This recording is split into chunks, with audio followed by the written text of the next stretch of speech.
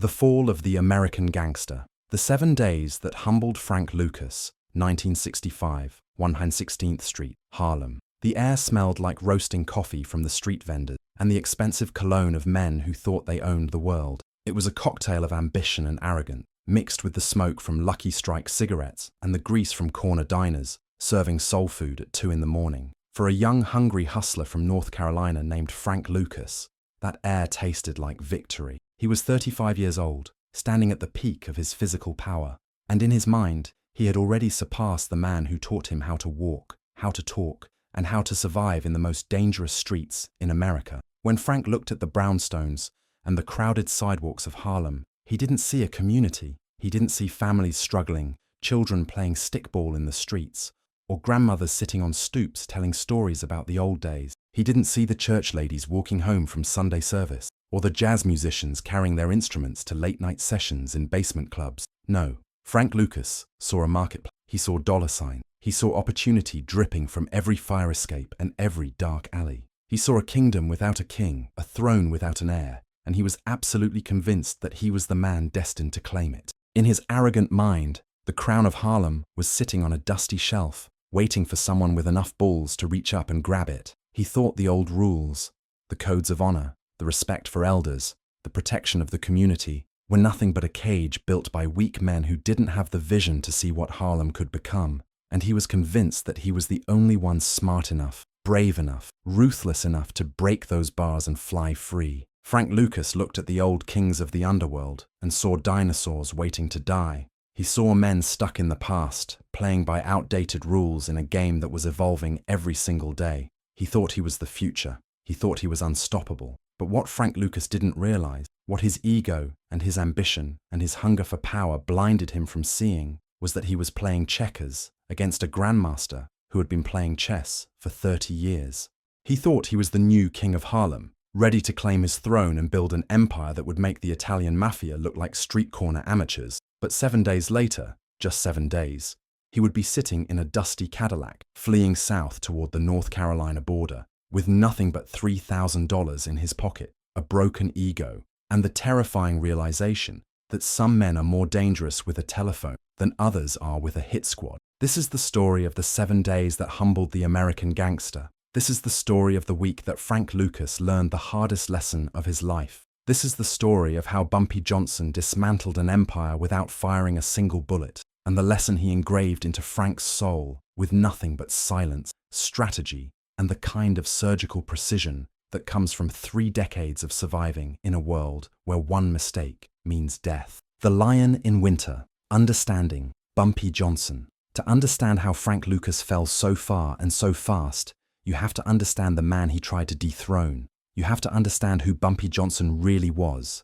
Not the Hollywood version, not the legend whispered in bars, but the actual man who walked the streets of Harlem like he owned every brick and every soul. By 1965, Ellsworth Bumpy Johnson was 59 years old. He was a lion in winter, still dangerous, still deadly, but with the wisdom that only comes from decades in the trenches. His face was a roadmap of violence survived, deals made, and wars won. The scar above his left eyebrow came from Dutch Schultz's enforcer in 1932. The slight limp in his right leg was a souvenir from a shootout in the Bronx that left 3 men dead and Bumpy standing. But don't mistake age for weakness. At 59, Bumpy Johnson was more terrifying than most men are in their prime because he had something that young gangsters like Frank Lucas couldn't buy, steal, or fake. He had survived. He had survived the bloody wars with Dutch Schultz in the 1930s, when Harlem ran red with blood and every street corner was a battlefield. He had watched men he grew up with get gunned down in barbershops and restaurants. He had attended more funerals than weddings, and he had learned the most important lesson the streets could teach. Violence is easy. Survival is an art form. Bumpy had stared down Lucky Luciano at the Stork Club, that exclusive Manhattan nightclub where mafia bosses drank champagne and made decisions that determined who lived, who died. He had sat across from men who had ordered hundreds of murders, and he had never blinked, never flinched, never shown an ounce of fear. Because Bumpy Johnson understood something fundamental. Respect isn't given because you're the most violent. Respect is earned because you're the most intelligent. He had ruled Alcatraz like it was his personal summer home. When he was sent to that cold stone prison on an island in San Francisco Bay, a place designed to break the hardest criminals in America. Bumpy had walked in and established himself as the unofficial king within a week. Inmates feared him. Guards respected him. Even the warden knew that Bumpy Johnson was different from the other prisoners. He was a man who commanded respect through sheer force of character. But what made Bumpy Johnson truly legendary wasn't his capacity for violence. Any fool with a gun can kill. Any thug with enough rage can hurt people. No, what made Bumpy special was his philosophy, his code, his unwavering commitment to a set of principles that governed everything he did. Bumpy didn't rule through noise. He didn't need to flex his muscles or bark orders or walk around with an army of bodyguards to prove he was powerful. He ruled through presence. When Bumpy Johnson entered a room, conversations stopped. When he walked down the street, even police officers tipped their hats. When he spoke, people listened, not because they were afraid of what would happen if they didn't, but because they knew that every word that came out of his mouth was calculated, precise, and usually right. He was the shield of Harlem. While white politicians downtown talked about urban renewal and slum clearance, Bumpy was the one actually protecting the community. He paid the rents of widows who had nowhere else to go. He made sure landlords couldn't evict families just because the father lost his job at the factory. He funded underground schools for black children who were rejected by the racist education system that wanted to keep them ignorant and powerless. He kept the police in check. The NYPD in the 1960s was corrupt to its core. Officers took bribes, planted evidence, and brutalized black citizens with impunity. But in Harlem, they knew there were limits. They knew they could take their payoffs from the numbers runners and the card game, but they could never ever cross the line into open brutality, because if they did, they would have to answer to Bumpy Johnson, and nobody wanted that conversation. Bumpy lived by a code that was as hard as the concrete under his feet, as unbreakable as the bars on Alcatraz. And the most important rule in that code, the one that kept the soul of the neighborhood from rotting away, was simple and absolute. No heroin in Harlem. This wasn't about morality. This wasn't about Bumpy being a good person or a saint or some kind of hero. This was about survival. This was about understanding that some things are more valuable than money, and one of those things is the health of your community. Bumpy had seen what that poison did to people. He had watched it with his own eyes in the late 1940s and early 1950s, when heroin first started creeping into black neighborhoods across America. He had watched it turn strong, proud fathers into desperate thieves who would steal from their own mothers a fix. He had watched it transform loving, devoted mothers into hollow-eyed ghosts who wandered the streets at 3 a.m., willing to sell anything, their bodies, their dignity, their children's futures, for one more hit. He had seen it hollow out entire neighborhoods in Chicago, Detroit, and Philadelphia. He had visited those cities on business and walked through blocks that used to be thriving communities, barbershops, corner stores, families on porches, and found nothing but abandoned buildings, needles in the gutters, and the walking dead shuffling through the ruins of what used to be a neighborhood. Bumpy Johnson had made a decision, and it was the one decision he would never, ever compromise on. As long as he was breathing, as long as his heart was beating, as long as he had an ounce of power left in his aging body, that poison was not going to flow through his streets. Numbers, fine. That was just poor people's lottery. A dream of escape, protection rackets, necessary. Somebody had to make sure businesses were safe. Bootleg liquor? During Prohibition, he had run more illegal alcohol than most distilleries. Gambling, cards, dice, betting, all part of the street economy that kept money circulating in the community. But heroin? Never. Not in Harlem. Not on him. Frank Lucas, the protege who forgot the lessons. But Frank Lucas was a different breed entirely. He was young, he was hungry, and he was poisoned by that most dangerous of afflictions. He was smart enough to be dangerous, but not wise enough to know his limitations. Frank had been the protege, the sharp young soldier who had stood at Bumpy's side for years. He had watched and learned. He had seen how Bumpy moved in silence. He had studied how the old man built relationships, called in favors, and dismantled enemies without ever raising his voice. He had absorbed the tactic, but he had completely missed the philosophy. While Bumpy saw himself as the protector of Harlem, Frank saw himself as a businessman. While Bumpy understood that real power came from the love and respect of the community, Frank thought power came from money and fear. While Bumpy played the long game, thinking in decades, Frank was impatient, thinking in weeks and months. Frank looked across the river at the Italian mafia, the Gambinos, the Lucchese's, the Genoveses, and he saw them making millions of dollars selling junk in the Bronx, in Brooklyn, in Queens.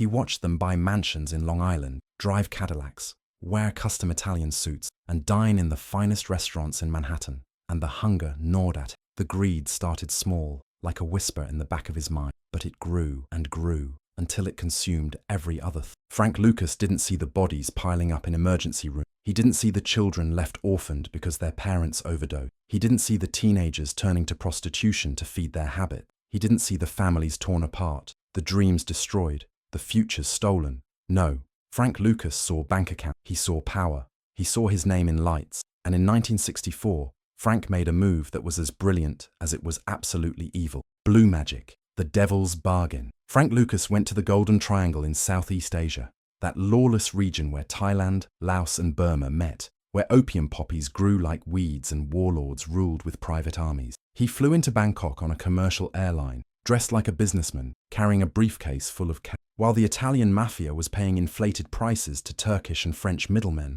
getting heroin that had been cut and stepped on multiple times before it even reached American shores. Frank went straight to the source. He met with Chinese crime syndicates who controlled the poppy fields. He negotiated directly with the producers. He cut out every single middleman in the supply chain. But the real genius, the truly diabolical stroke of evil genius, was how he would transport it back to the United States. Frank Lucas found a way to smuggle pure heroin back to America in the coffins of dead American soldiers coming home from the Vietnam War. Let that sink in for a moment. While American mothers wept for their sons who died in rice paddies halfway around the world, while families gathered at military funerals and flags were folded with precision and handed to widows with solemn respect, Frank Lucas was using those same sacred coffins as drug mules. He bribed corrupt military officials. He paid off customs agents. He built relationships with funeral directors at military bases. And he created a pipeline that was virtually undetectable. Because who was going to open the coffin of a fallen soldier and inspect it for drugs? Who had the stomach to desecrate the dead in the name of a drug investigation? It was brilliant. It was efficient. It was absolutely soulless. Frank called his product Blue Magic. It was a 100% pure, not cut with baby laxative or powdered milk, or any of the garbage the Italian mafia used to stretch their product. It was twice as potent as anything else on the street, and it was half the price of the competition. From a pure business standpoint, it was a masterstroke. Frank Lucas had created a product that was better and cheaper than anything else in the market. He had eliminated the middleman and maximized his profit margin. He had built a supply chain that seemed untouchable, and it was about to change the game completely. The rise and the arrogance. When Frank got back to Harlem in early 1965, he didn't ask for Bumpy's permission. He didn't knock on the door of the Wells restaurant and request an audience with the old man. He didn't show respect, didn't acknowledge the hierarchy, didn't follow protocol. He thought Bumpy Johnson was too old, too soft, and too stuck in the old world ways of the numbers racket and protection scheme. He looked at Bumpy's code against heroin and saw it as weakness, as sentimentality, as an old man clinging to outdated morals in a world that had moved on. Frank set up his operation on 116th Street and started moving serious weight. He recruited a crew of young dealers who were hungry and ambitious and didn't care about Bumpy's rules. He established corner operations. He set up stash houses. He built a distribution network that spread through Harlem like a virus. Within 2 weeks, just 14 days, Frank Lucas was clearing $50,000 a week. In 1965, that was an absolute fortune. The average American worker made about $5,000 a year. Frank was making that in 4 days. He was the man, or at least that's what he told himself every morning when he looked in the mirror. Frank started buying the best suits from tailors in Midtown Manhattan, silk and wool custom-fitted suits that cost more than most people paid for a car.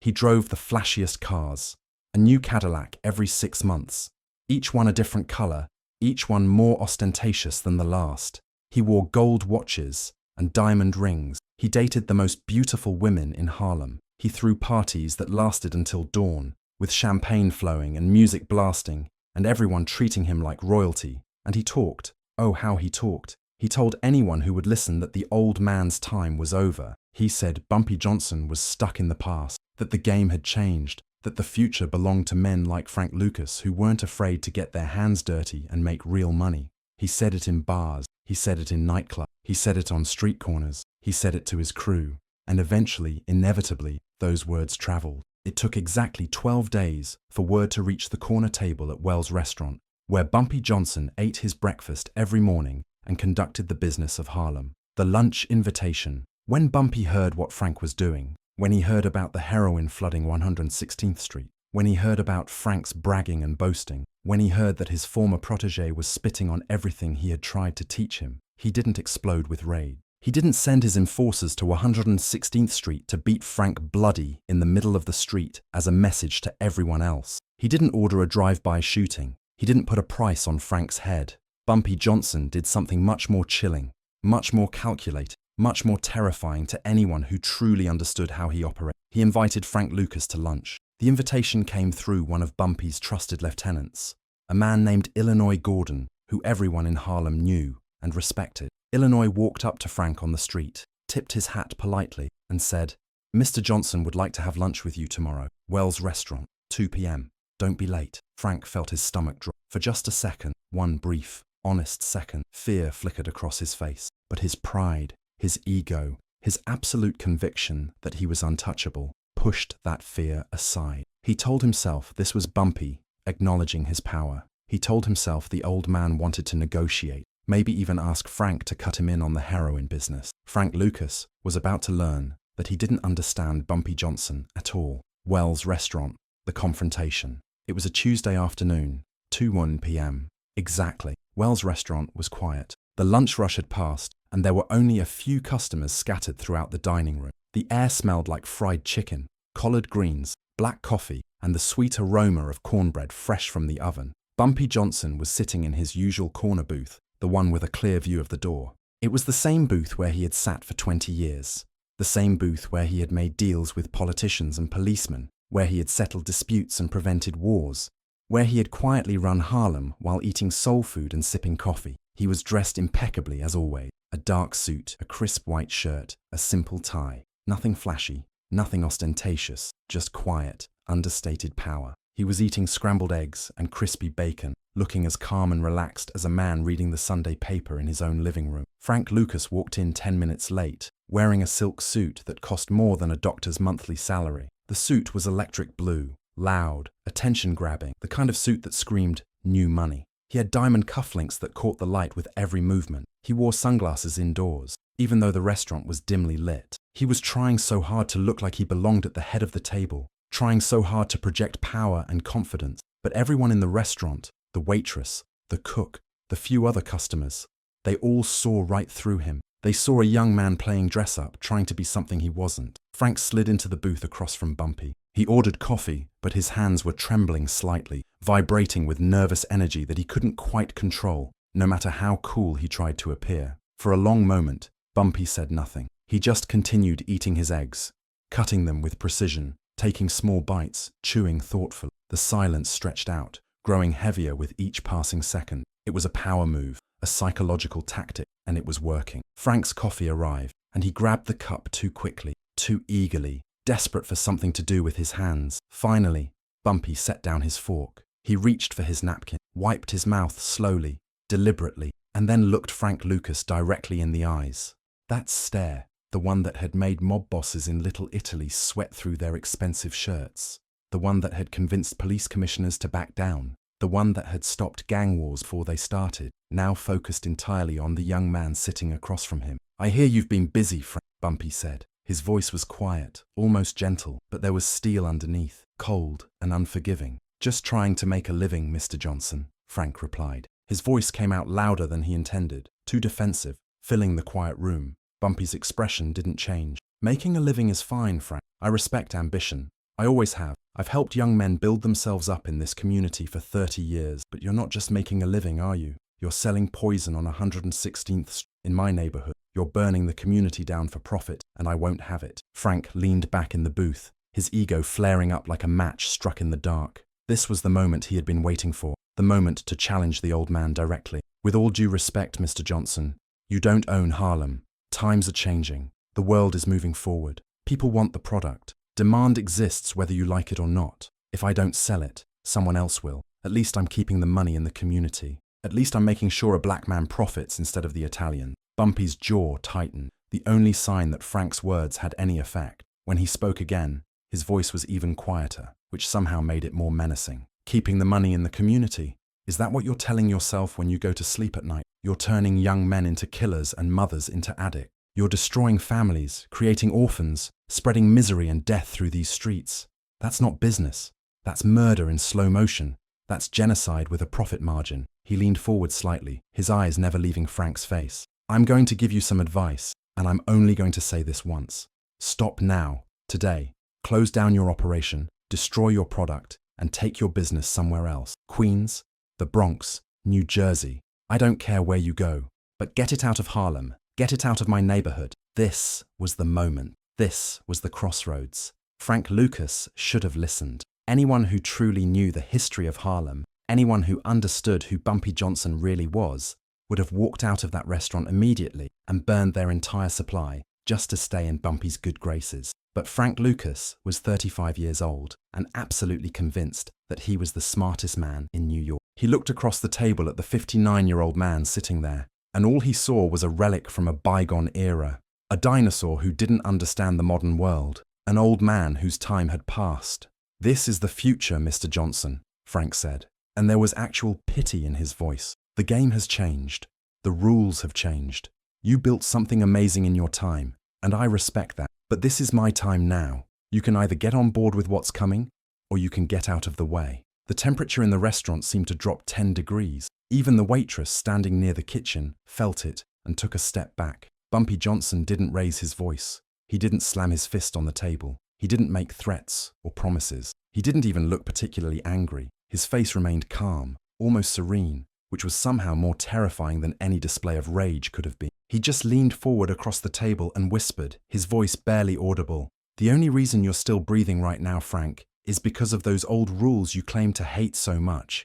Those rules say I don't kill a man in a restaurant where families eat. Those rules say I give a warning before I act. This is your last warning. Stop now, or you will regret it for whatever short time you have left." Frank Lucas stood up from the booth. He threw a $20 bill on the table, even though he hadn't ordered anything except coffee, trying to make some kind of statement about his wealth. He put his sunglasses back on and walked out of Wells' restaurant with his head held high, convinced that he had just won the confrontation. He thought Bumpy Johnson was finished. He thought the old man was all talk and no action. He thought he had successfully challenged the king and lived to tell the tale. Frank went back to 116th Street and actually doubled his operation. He hired more dealers. He moved more blue magic. He opened new corners. He brought in more product. And he started telling his crew that the old man was toothless, that Bumpy was scared to move against him, that the crown of Harlem had officially changed hands. Frank Lucas thought he had won. He had no idea what was coming. The 7-day dismantling. What Frank didn't understand, what his arrogance and his ego had completely blinded him to, was that Bumpy Johnson didn't believe in unnecessary violence. He didn't believe in dramatic shootouts or public executions or sending messages through bodies in the street. Bumpy believed in precision. He believed in strategy. He believed in understanding that every empire, no matter how powerful it appears, is really just a machine. And if you understand the machine, if you can identify the right gears and levers, you can dismantle it completely without ever firing a shot. Bumpy looked at Frank's operation and saw it clearly. The supplier in Thailand, the transportation network, the distribution team, the stash houses, the cash flow. Each component was essential. Remove any one of them, and the whole thing starts to crack. Remove all of them, and it collapses completely. Bumpy Johnson gave himself 7 days to dismantle Frank Lucas, and he accomplished it with nothing but phone calls, favors, and the kind of strategic genius that comes from 30 years of surviving at the highest levels of organized crime. Day 1. The supplier. Monday morning. Bumpy was sitting in his apartment, a modest 2-bedroom in a brownstone on 147th Street. He had a cup of coffee, a telephone, and a small black book filled with names and numbers of people who owed him favors. Frank's entire operation relied on his connection in Thailand, a man named Chen Li. Chen controlled the poppy fields and the processing facilities. He was the faucet that let the blue magic flow. Cut off Chen Li, and Frank's supply disappeared overnight. Bumpy didn't call Chen Li to threaten him. He didn't offer more money to steal the business. He didn't try to outbid Frank for Chen's loyalty. Instead, Bumpy called in a favor from his own network of connections that stretched across 3 continents and 4 decades. He learned that Chen Li had a son studying at Columbia University in New York, a young man named David Lee, who was trying to become a doctor, trying to make his father proud, trying to build a legitimate life in America. But David Lee had a problem. He had a gambling addiction. He played poker in underground clubs. He bet on horses. He wagered on basketball games. And he owed massive debts, over $50,000, to bookies who answered directly to Bumpy Johnson. On Monday morning, Bumpy made one phone call to his gambling operation. By Monday afternoon, David Lee's debts were completely forgiven, erased as a personal gift from Bumpy Johnson. The bookies were told to forget the debt existed. David Lee received a handwritten note that simply said, "Your father's friend wanted to help. Be well." When Chen Lee heard that Bumpy Johnson had touched his family in New York, not to harm them, but to help them, the message was crystal clear. Bumpy could reach his son anytime he wanted. He could protect David, or he could destroy him. Chen Lee wasn't stupid. He knew exactly what was being communicated. Chen Lee stopped taking Frank Lucas's calls. Just like that, the faucet was turned off. The supply line was dead. Frank didn't even know it yet. He was still riding high on his success from the weekend, counting his money, enjoying his power.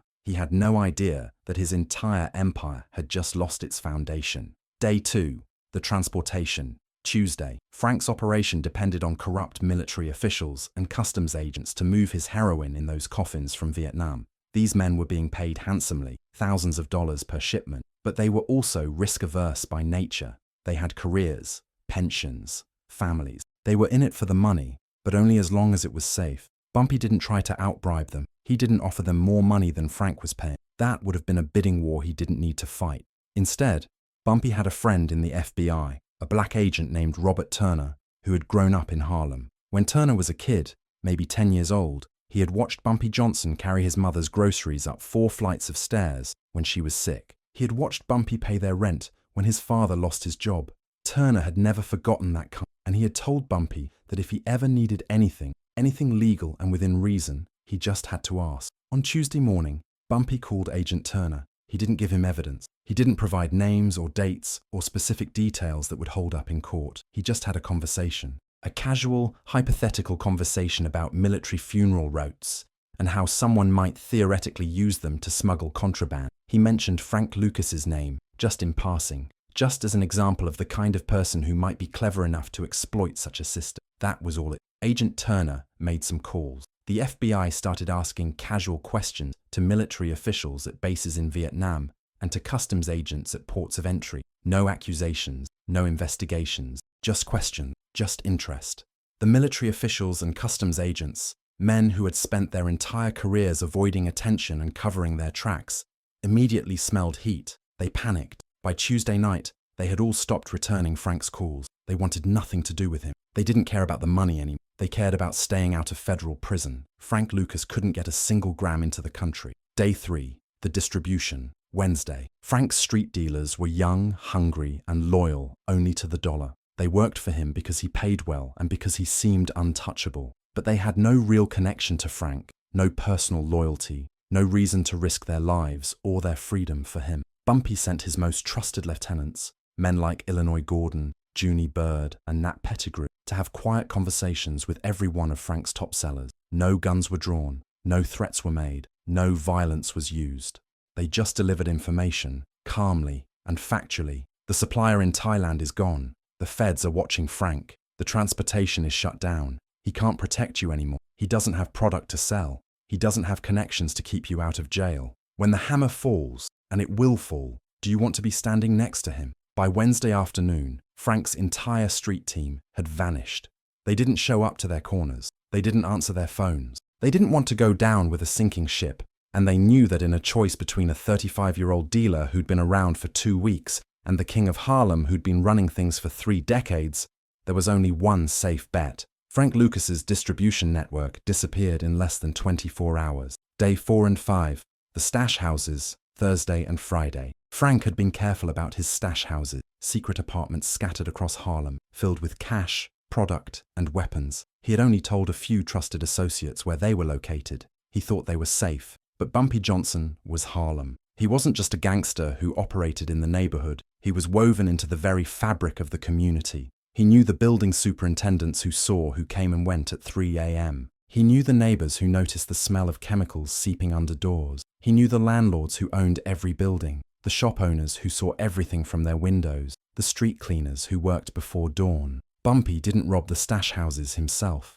He didn't send his men to kick in doors and steal Frank's money. That would have been crude, messy, and beneath him. Instead, he made sure the right tips reached the right precincts in the NYPD. Anonymous phone calls reporting suspicious activity, landlords he had relationships with suddenly filing complaints about lease violations and illegal modifications to apartments, building inspectors showing up unannounced, fire marshals citing code violations, and in 3 specific cases, where the evidence was overwhelming and the opportunity was perfect, Bumpy made sure that narcotics detectives got very specific information about very specific addresses. By Friday night, the NYPD had raided 3 of Frank's main hubs. The cash was seized as evidence, the heroin was confiscated, the weapons were taken, and Frank couldn't say a single word about it, couldn't file a complaint, couldn't demand his property back, without confessing to multiple felonies and putting himself in a cell for the next 20 years. His money was gone, his product was gone, his safety net had been torn to shreds. Day 6, the isolation Saturday morning. Frank Lucas was sitting in his apartment on 116th Street, staring at a telephone that wouldn't ring. He had called Chen Li in Thailand 50 times over the past 3 days. Nothing but silence, disconnected numbers, messages that were never returned. He had called his military contact, his customs agents, his transportation network. Every single number was suddenly out of service or answered by someone who claimed never to have heard of Frank Lucas. He had walked the streets looking for his dealers, the young men who were supposed to be out on their corners making money, and found nothing but empty sidewalks and cold stares from people who used to nod respectfully when he passed. He was a king without a kingdom, a general without an army, a businessman without a business. Frank looked at his safe. It was empty, raided 2 days ago. He looked at his closet. It was full of expensive suits that suddenly seemed ridiculous, costumes for a role he no longer played. He counted the money he had left, less than $5,000 hidden in various places around the apartment, a fraction of what he'd been making every single day just a week ago. He tried to understand what had happened. He tried to figure out where it had all gone wrong. He replayed the lunch at Wells restaurant in his mind, hearing Bumpy's quiet warning, seeing that calm, cold stare. And that's when Frank Lucas finally understood. Bumpy hadn't just beaten him. Bumpy had erased him. In 6 days, without firing a bullet, without spilling a drop of blood, without even raising his voice, Bumpy Johnson had dismantled an entire criminal empire. Frank sat in that apartment, surrounded by the wreckage of his ambitions, and felt fear like he'd never felt before. Because if Bumpy could do all of this without violence, what could he do if he actually decided Frank needed to die? Day 7, the warning. Sunday morning, Frank woke up to knocking on his door. Soft, polite knocking. He grabbed the gun he kept under his pillow, his hands shaking, his heart pounding. He crept to the door and looked through the peephole. It was a kid, a young black kid, maybe 16 years old, wearing a clean shirt and holding a plain white envelope. Frank opened the door cautiously. "Who sent you?" The kid just handed him the envelope and walked away without saying a word. Frank closed the door, locked it, and opened the envelope with trembling hands.